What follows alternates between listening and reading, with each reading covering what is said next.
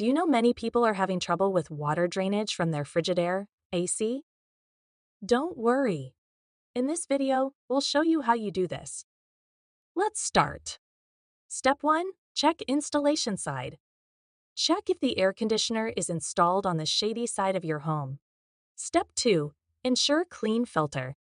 Ensure the air filter is clean and unblocked to maintain proper airflow.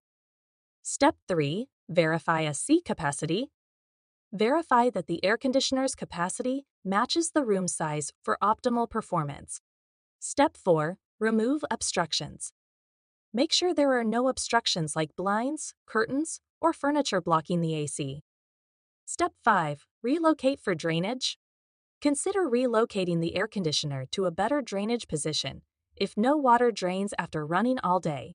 By following these steps, your Frigidaire FHWC054WB1 should properly drain water.